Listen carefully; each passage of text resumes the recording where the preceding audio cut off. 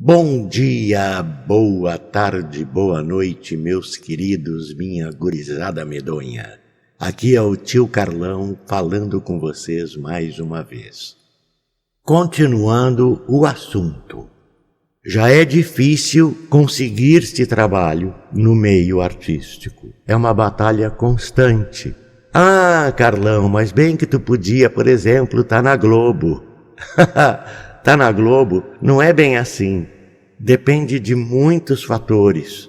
Não é fácil. A gente tem que bater em portas, tem que mandar currículo, registros de voz e fica-se sempre na expectativa de que algo possa acontecer. Na minha vida, eu tive um monte de promessas.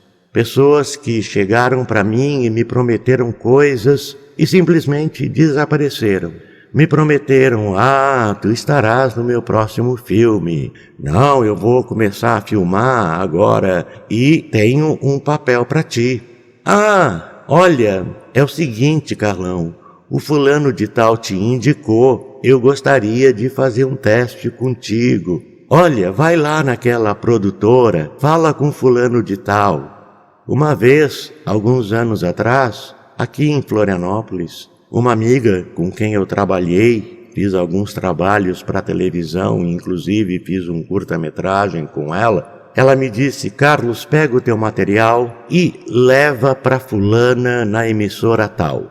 Eu sou bem mandado, eu montei uma fita, porque era VHS ainda, fiz toda uma edição bonitinha, etc e tal. Uma amiga fez uma capa muito legal, coloquei dentro de um estojo, embrulhei, coloquei o nome da pessoa, atrás coloquei o meu endereço, os dados e me fui para a emissora. Eu não consegui entrar na emissora.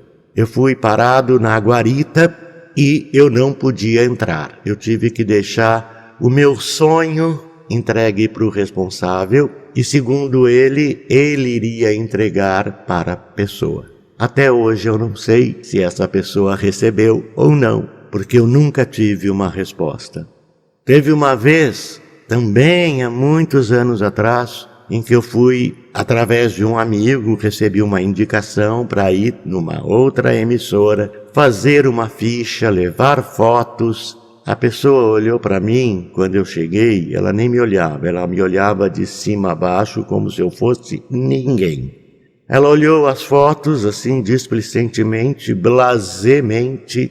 Não é esse tipo de foto que nós costumamos usar. Eu olhei para ela e disse, mas são as fotos que eu tenho e eu vim aqui porque fulano de tal que te conhece, te indicou e eu vim aqui fazer a minha ficha. E ficou por isso mesmo.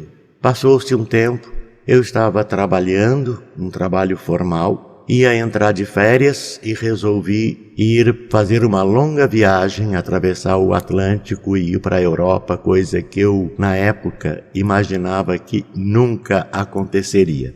2 dias antes da viagem, eu recebo um telefonema da dita emissora, dizendo que, passando o fim de semana, na segunda-feira, eu teria um videoteste. Aí eu disse, só que no sábado eu estou viajando. Não tem como, por favor, de repente mudar a data do videoteste para quando eu voltar daqui a um mês? Não tem.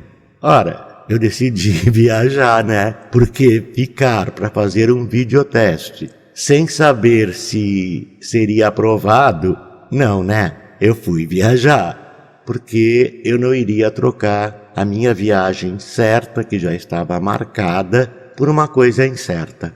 E outras coisas aconteceram. Uma vez foi quando eu me profissionalizei, eu fui fazer um teste e os amigos diziam, Carlos, não vai, porque tu não tens o teu registro como ator. E eu disse para os meus colegas de trabalho, eu vou, eles não sabem.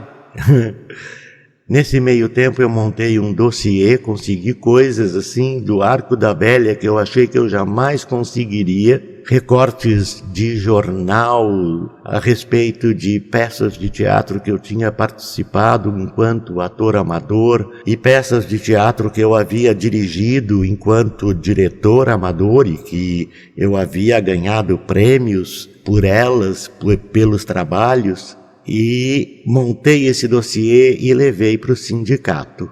Enquanto isso, a testagem para a peça continuava.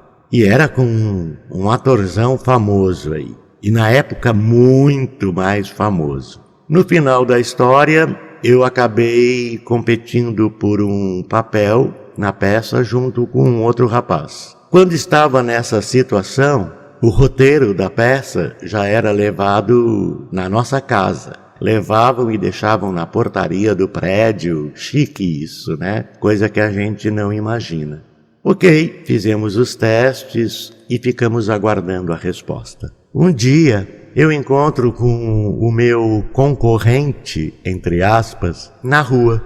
E eu perguntei para ele, e aí, meu querido, como é que tá a peça? Porque a peça já estava rolando, já estava sendo encenada. Ele olhou para mim e disse assim, ué, mas não foi você, Carlos, que pegou o papel? Eu disse, não, eu achei que fosse você. Aí a gente foi descobrir que era tudo carta marcada. Mesmo tendo o edital, chamando atores, etc. e tal, as cartas já estavam marcadas e todos os atores a participarem daquela montagem eram atores conhecidos de nome, renome e outros que estavam começando a aparecer no meio. Isso foi em São Paulo. Anos se passaram, eu estava aqui em Florianópolis e fui fazer um trabalho para essa amiga que me mandou entregar um material para a amiga na tal emissora.